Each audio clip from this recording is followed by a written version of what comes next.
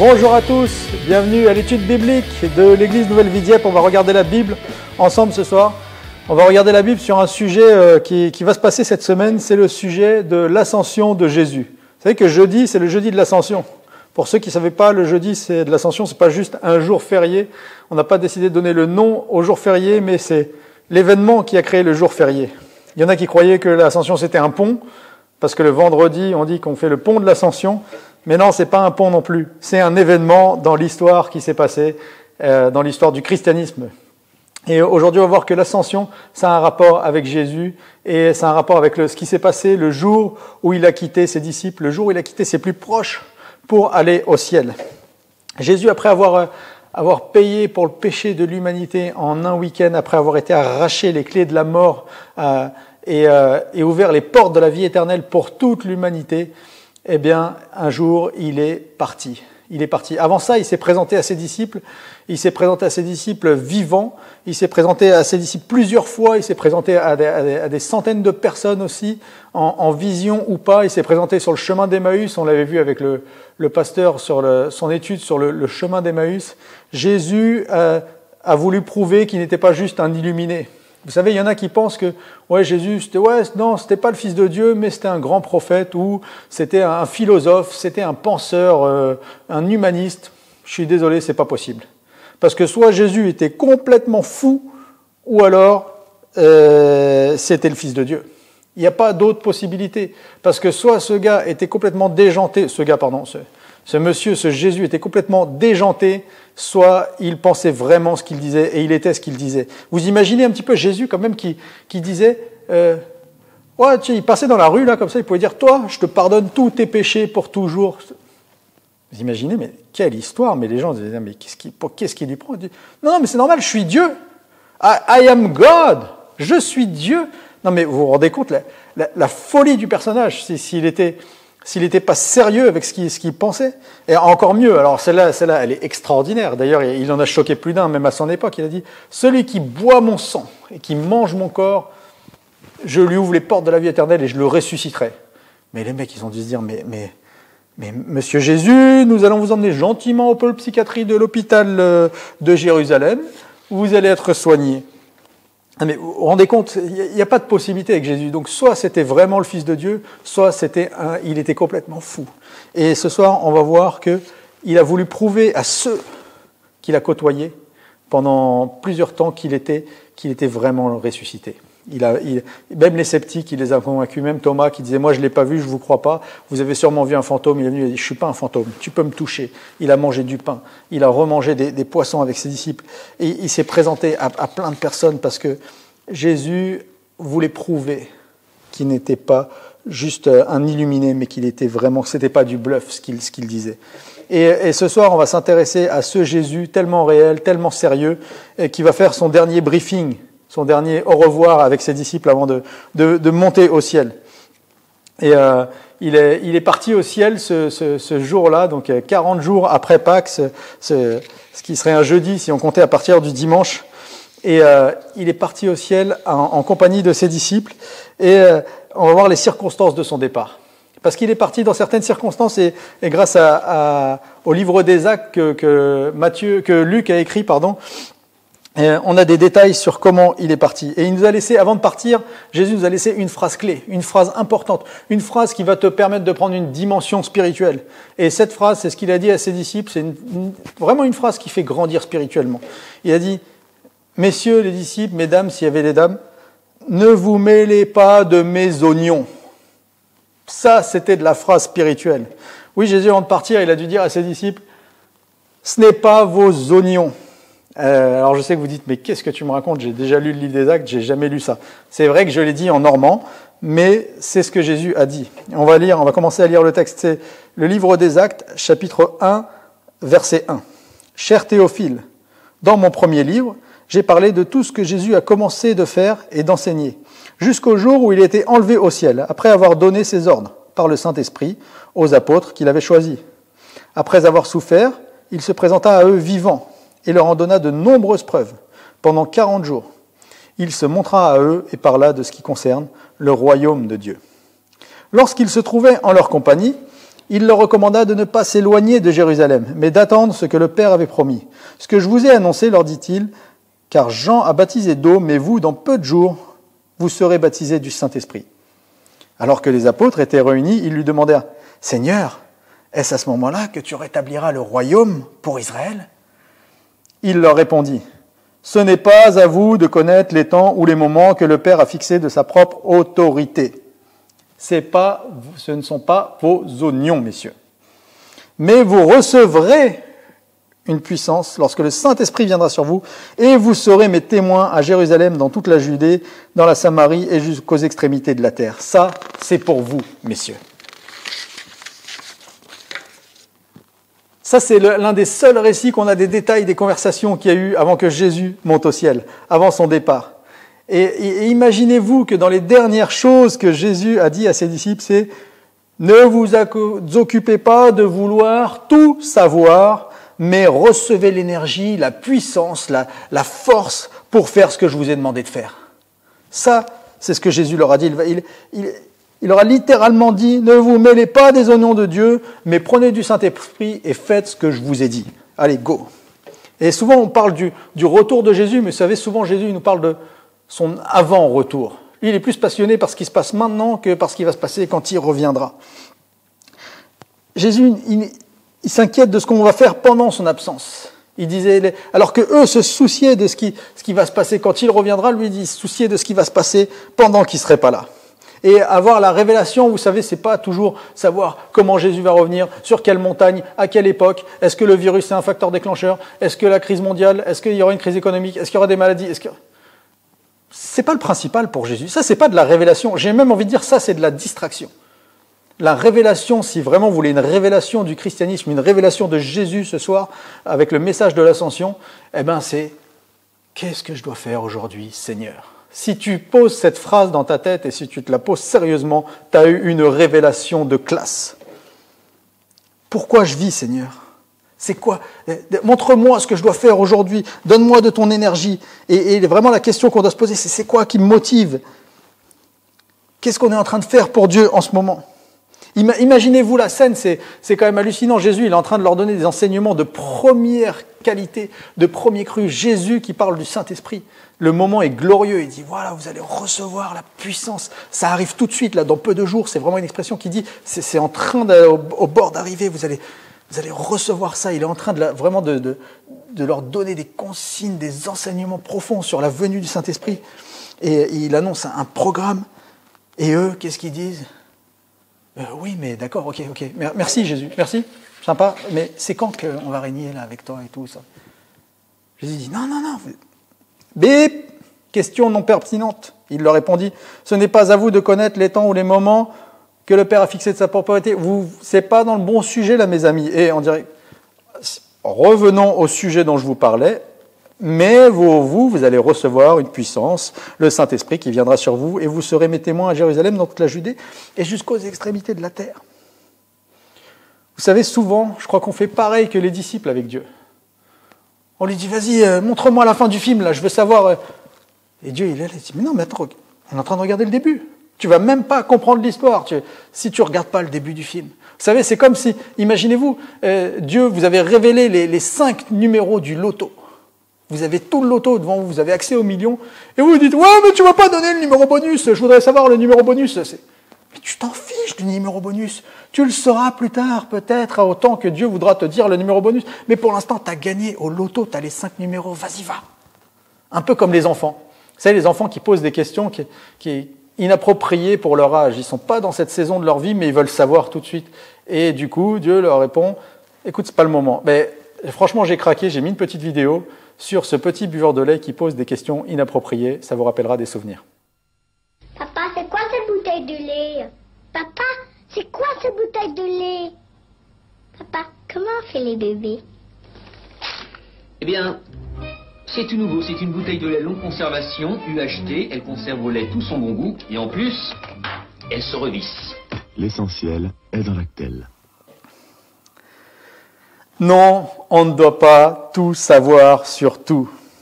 Même les 12 apôtres que l'on trouve dans l'Apocalypse assis sur des trônes avec des couronnes en mode big boss autour du trône de Dieu, ils n'avaient pas besoin de tout savoir à ce moment-là.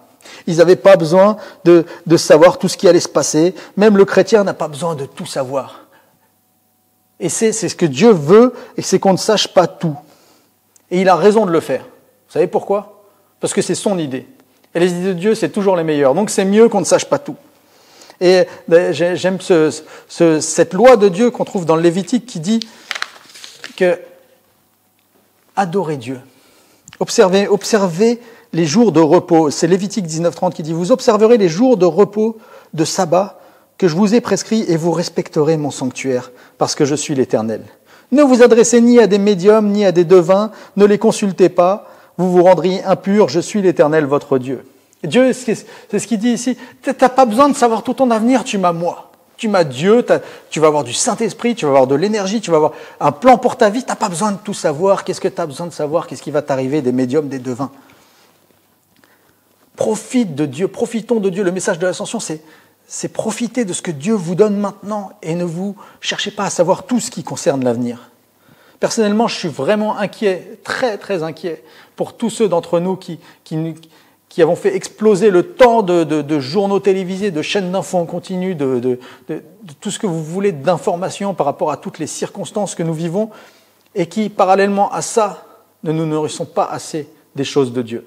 C'est tellement important d'avoir un équilibre et voire même d'avoir plus de nouvelles de Dieu. C'est ce qu'il dit là. Il dit « Venez, respectez mes jours de sabbat, révérez-moi, je suis l'Éternel. » Tu n'as pas besoin de tout savoir sur plus tard. Tu n'as pas besoin des prophéties, des chaînes d'infos qui te disent d'ailleurs toujours la même chose en plus. Mais je suis vraiment inquiet pour que nous ne tombions pas dans ce piège. On vit une période troublée, ça peut être tentant de savoir, Seigneur, je veux savoir. Et finalement, tu ne demandes même plus à Dieu, en plus, tu demandes à la télé de te dire ton avenir alors que tu as un Dieu. Vous savez ce qu'on a besoin? C'est d'obéir à Dieu dans nos routines. De lui mettre des jours spéciaux à part, de lui mettre du temps à part. C'est ça que tu as besoin. Tu veux te ressourcer, tu as besoin de ça. Et c'est ce que nous dit le Lévitique. Et c'est tout de même le sens du dimanche. Vous savez, on ne se réunit plus à l'église. On n'est plus ici, mais nos besoins n'ont pas changé et Dieu n'a pas changé. On a besoin de réserver des jours spéciaux. Tu peux faire le dimanche à la maison. Tu dois faire le dimanche à la maison. Il faut faire le dimanche à la maison. Pourquoi? Pas pour faire plaisir à Dieu, mais parce que tu en as besoin. Parce qu'on a besoin de ces ressources. Et Jésus, il savait qu'ils n'avaient pas besoin de savoir ce qui se passerait le jour du royaume d'Israël, mais il savait qu'ils avaient besoin du Saint-Esprit. Et des fois, Dieu, il veut nous orienter, pas pour lui, mais pour nous. Et je vous recommande plus que tout d'écouter des messages en ligne. Pas pour faire plaisir, pas pour faire dire « Oh tiens, je vais regarder une église », mais parce que Dieu vous parle. On a le privilège, franchement, dans cette époque, avec ce virus, les contenus, juste en cliquant sur YouTube, vous avez des contenus chrétiens de qualité, avec des sujets, les mamans, les enfants, les jeunes, les ados, les aînés, tout. Il y a des messages de prédicateurs puissants, des églises qui font de la créativité en apportant le message, des messages enrichissants.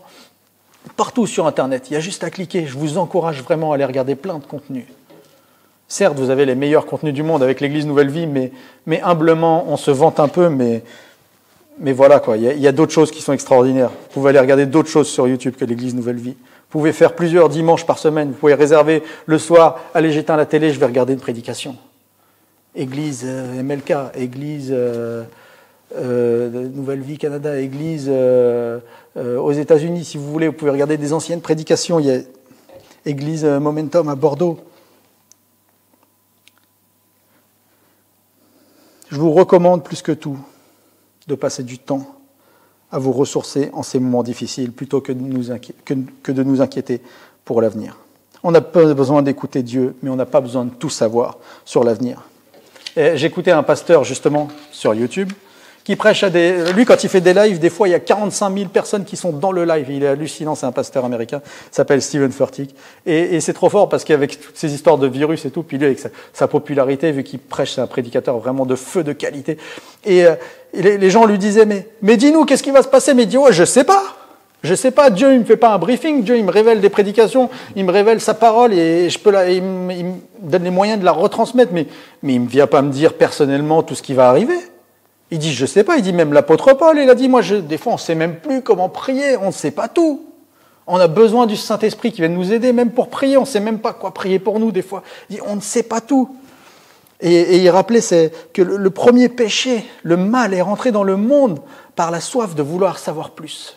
Par la soif de connaissance, le mal est rentré dans le monde. Le diable a appâté l'homme et la femme en leur disant « Mais ça, faut que tu saches, faut que tu connaisses, faut que vous sachiez, Adam et Ève. Vous allez aller mieux avec cette connaissance, vous allez être épanoui. Vous allez vous épanouir avec plus de connaissances, avec plus de savoir, vous allez vous épanouir. » On lit ça dans Genèse chapitre 3. Le serpent était le plus rusé de tous les animaux des champs que l'Éternel Dieu avait fait. Il demanda à la femme, « Vraiment, Dieu vous a dit ne mangez du fruit d'aucun arbre du jardin ?» La femme répondit au serpent, « Nous mangeons des fruits des arbres du jardin, excepté du fruit de l'arbre qui est au milieu du jardin. » Dieu a dit, « Ne mangez pas et n'y touchez pas, sinon nous mourrons. » Alors le serpent dit à la femme, « Mais pas du tout, vous ne mourrez pas. Mais Dieu sait que le jour où vous en mangerez, vos yeux s'ouvriront et vous serez comme des dieux connaissant le bien et le mal. » Connaissant le bien et le mal. Vous allez enrichir votre connaissance. Et hallucinant le serpent. Diabolique. On est dans le cœur du sujet. Et il rêvait de voir Adam et Ève perdre leur qualité de vie. Tout ce que Dieu avait prévu pour eux. En les appâtant avec. Si vous connaissez ça, vous allez être mieux dans votre vie. Vous allez être mieux dans votre peau. Et vous savez, ce diable, il est toujours en activité aujourd'hui. Et il veut toujours éviter que des chrétiens, des fois en les distrayant avec plus de connaissances, mais ce qu'il veut aujourd'hui, ce diable, c'est empêcher que les gens entendent la bonne nouvelle, que les chrétiens sont appelés à amener partout sur la terre. Ça, c'est sa mission aujourd'hui. Nous sommes dans cette période de mission. Et lui veut nous empêcher de faire cette mission. Et je nous invite vraiment à rentrer dans cette mission. Parce que cette mission, c'est une mission que Jésus a répétée plusieurs fois. Allez, faites de toutes les nations mes disciples. C'est la grande mission.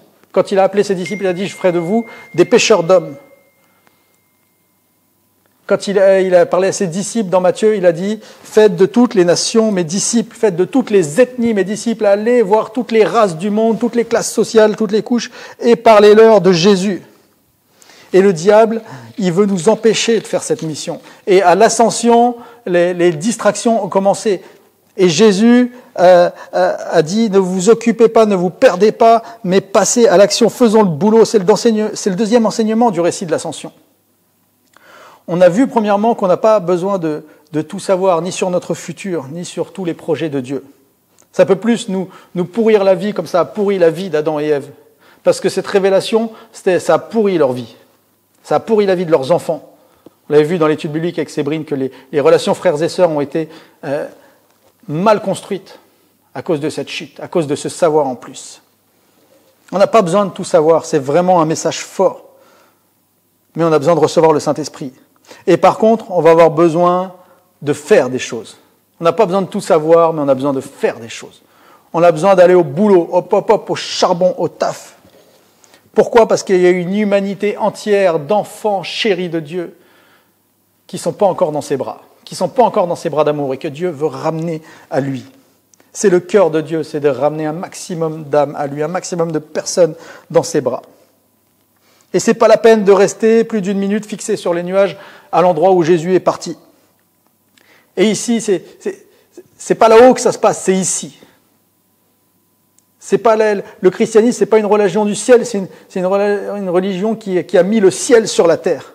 C'est ici que ça se passe, dans ta maison, dans ta famille, dans ton quartier, dans ton immeuble, dans ta ville, dans ton église, dans ta routine, dans ton travail, dans ton école, dans ton voisinage. C'est ici que ça se passe. Au verset 9, à la suite du récit que je vous ai lu, Actes chapitre 1, verset 9, après ces mots, ils le virent s'élever dans les airs et un nuage le cacha à leur vue. Ils gardaient encore les yeux fixés au ciel pendant qu'ils s'éloignaient, quand deux hommes vêtus de blanc se présentèrent devant eux et leur firent dire « Hommes de Galilée, pourquoi restez-vous ainsi à regarder le ciel ? Ce Jésus qui a été enlevé au ciel, du milieu de vous, en redescendra un jour de la même manière que vous l'avez vu y monter. » Vous faites quoi, là ? Vous regardez quoi ? Vous regardez quoi sur Facebook ? Ce truc qui raconte le retour du Messie de manière tellement bizarre qu'on se demande si la personne qui a posté ça a déjà ouvert la Bible plus de 2 fois. Vous regardez quoi, les disciples? Vous regardez quoi dans les nuages? Oui, il est parti. Oui, il va revenir. Mais en attendant, inutile de faire le piqué à réfléchir sur tout ce qui va se passer au retour de Jésus. C'est le moment d'aller au travail. Et c'est hallucinant le délai. À peine, il était encore en train de regarder. Jésus venait de partir. Vous imaginez le moment grandiose quand même. Voir vraiment, ça devait être intriguant, ça devait être passionnant. Aussitôt, les 2 hommes sont arrivés. On dit, habillés en blanc, des anges. Vous faites quoi là? Non. Il ne faut pas rester là. Il faut y aller. Il faut y aller. Et il y avait aussi 2 hommes, c'est intéressant, c'est que c'est 2 hommes, c'est comme 2 agents de Dieu. 2 agents de Dieu qui sont venus dire, qui sont là pour veiller que les chrétiens ne restent pas les yeux fixés au ciel. Et il y a eu aussi 2 hommes, quand les femmes sont allées au tombeau, après la mort de Jésus, les premières, les plus courageuses, toujours des femmes. Oui, mesdames, vous pouvez dire Amen. Eh bien, elles sont allées au tombeau, elles sont rentrées à l'intérieur, et là, et pendant qu'elles étaient encore à se demander ce que cela signifiait, 2 personnages vêtus d'habits étincelants se tinrent tout à coup devant elles. Elles étaient là, le tombeau était vide, elles ne comprenaient pas ce qui se passait, elles ont vu 2 hommes. Elles étaient toutes effrayées et baissaient les yeux vers le sol, et ils leur dirent, « Pourquoi cherchez-vous parmi les morts celui qui est vivant? Il n'est plus ici, mais il est ressuscité. » Est-ce que c'était les 2 mêmes hommes? Je ne sais pas. On va méditer 15 minutes pour savoir si les 2 hommes du tombeau étaient les 2 hommes de l'ascension. Non, je plaisante. Mais ce qu'on sait ici, c'est qu'il ne faut pas réfléchir sur qui est-ce que c'était les 2 mêmes hommes, je vous rassure.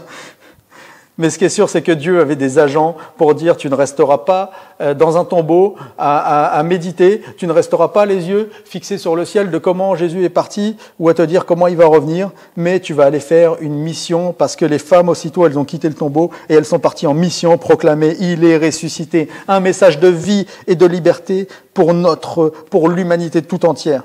Et c'est le message du christianisme. C'est notre mission aujourd'hui, c'est de proclamer un message de vie et de liberté, de récupérer de la puissance, de prier, de récupérer la puissance du Saint-Esprit, l'énergie en nous, la dynamite, et d'aller prêcher le message de liberté que Jésus est ressuscité. Et je sais aujourd'hui, on entend que la religion, elle doit rester discrète et voire même privée. C'est un message qui est de plus en plus dans l'air du temps. Mais je vous assure qu'on va avoir un sérieux problème. Si ça continue comme ça, on va avoir un problème parce que notre foi tout entière est basée sur la proclamation du message de l'Évangile sur la terre entière. Alors, si on nous demande d'arrêter de prêcher le Messie, Jésus, la grâce, la paix, l'amour de Dieu pour l'humanité et qu'il a payé pour eux et qu'il les a rachetés, ben écoutez, on est obligé de changer de religion. Alors si on nous interdit de prêcher, on ne pourra plus s'appeler chrétien. Ça sera une autre religion, il faudra l'appeler autrement. Mais ce jour-là, les apôtres, les disciples, tous ceux qui étaient là, ils ont obéi. En toute simplicité, mais ils ont obéi. Ils ont commencé la mission.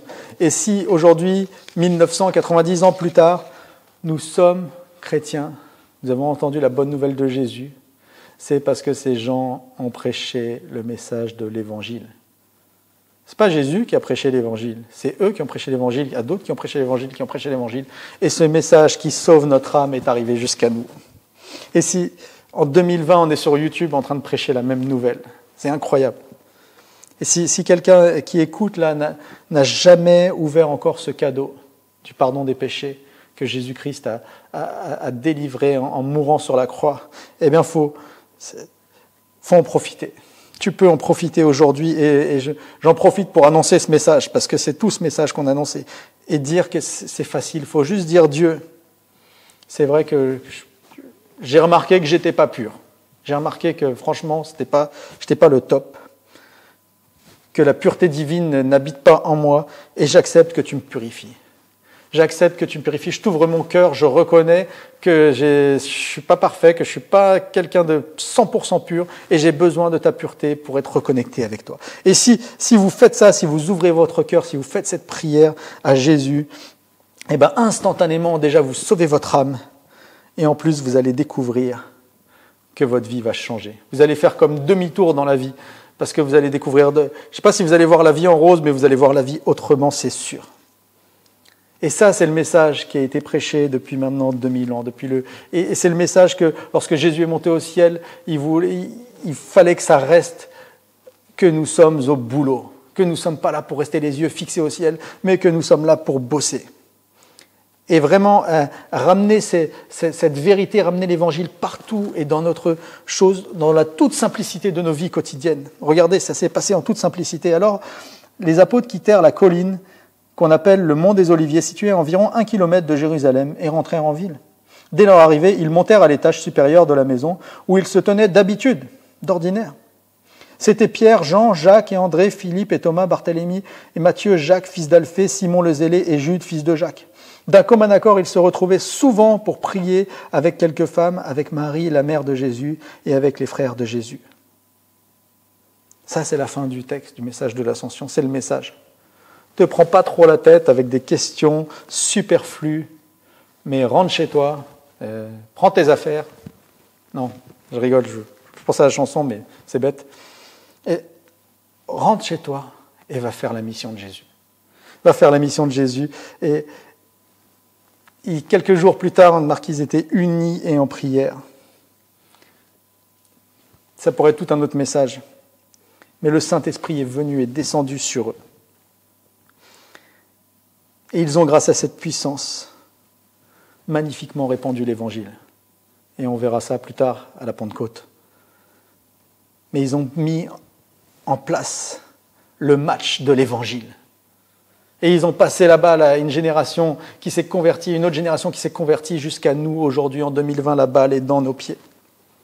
Chers amis de l'Église Nouvelle Vie, chers chrétiens, n'importe qui écoute, la balle est dans tes pieds aujourd'hui. Est-ce que tu vas être un témoignage devant tes enfants? Est-ce que tu vas aller te ressourcer au Saint-Esprit pour prêcher l'Évangile au caissier de Leader Price, au chauffeur de bus, à celui qui est à l'acheter avec toi en train de pêcher, ton voisin, tes amis? Est-ce que tu vas prêcher l'Évangile? Est-ce que tu vas accomplir la mission aujourd'hui? Et je vous en prie, ne nous laissons pas distraire.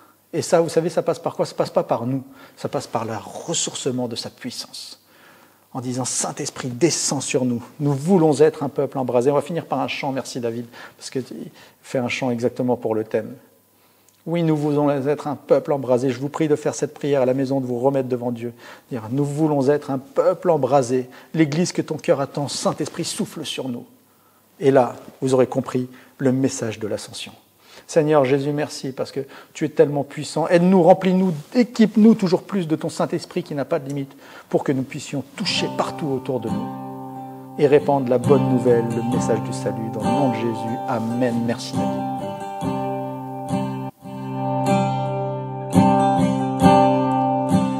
Nous voulons être un peuple embrasé, l'Église que ton cœur attend. Viens briser nos chaînes, détruire notre orgueil. Seigneur, fais-le maintenant. Et nous voulons être un peuple embrasé, l'Église que ton cœur attend. Viens briser nos chaînes, détruire notre orgueil. Seigneur, fais-le maintenant. Notre Père, pas de bonté, nos cœurs à toi s'abandonnent. Pour ce monde que tu as tant aimé, Seigneur, voici nos couronnes. Esprit de Dieu,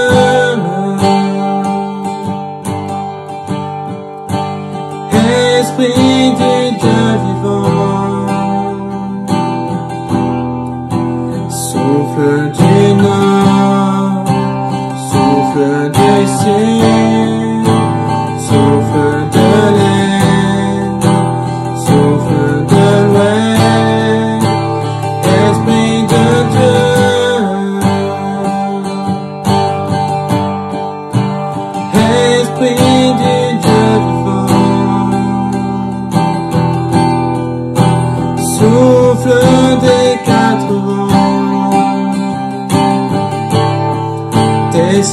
descends sur nous.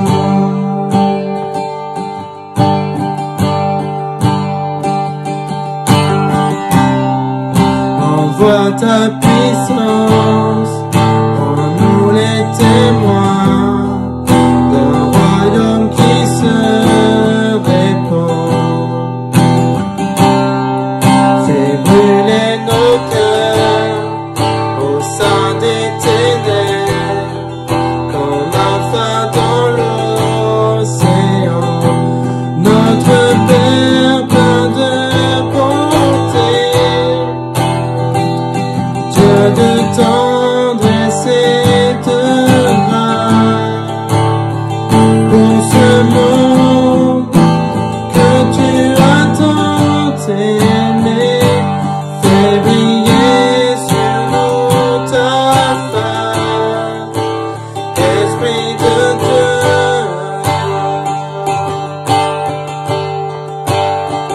Esprit du Dieu vivant. Souffle des quatre vents, descends sur nous.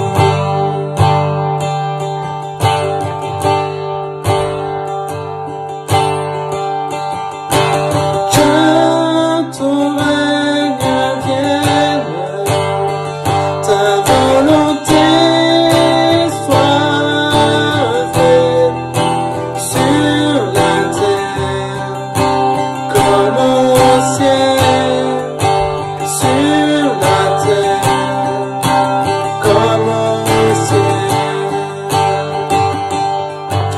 Que ton règne vienne, ta volonté soit faite sur la terre comme au ciel, sur la terre comme au ciel.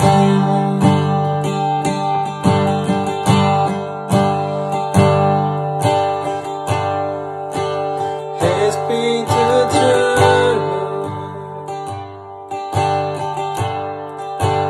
Esprit du Dieu vivant,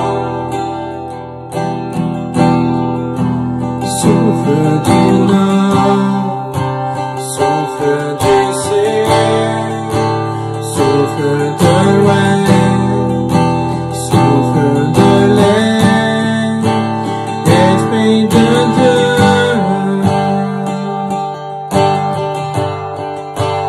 Esprit du Dieu vivant, souffle des quatre vents, descends sur nous. Ah, Seigneur, que ton feu vienne, Seigneur, que ta volonté soit faite sur cette terre, Seigneur Jésus. Nous voulons faire ta volonté, Seigneur. Viens comme un souffle nouveau, Père. Un souffle, Seigneur, qui est puissant. Un souffle qui vient du nord. Un souffle qui vient du sud, Seigneur, de l'est et de l'ouest, Seigneur. Renouvelle nos pensées, renouvelle notre esprit, Seigneur Jésus. Sois loué et béni, Seigneur. Amen, Seigneur Jésus. Soyez bénis et passez un bon moment, Seigneur, avec vous et soyez bénis et vraiment hâte de vous revoir. Bisous.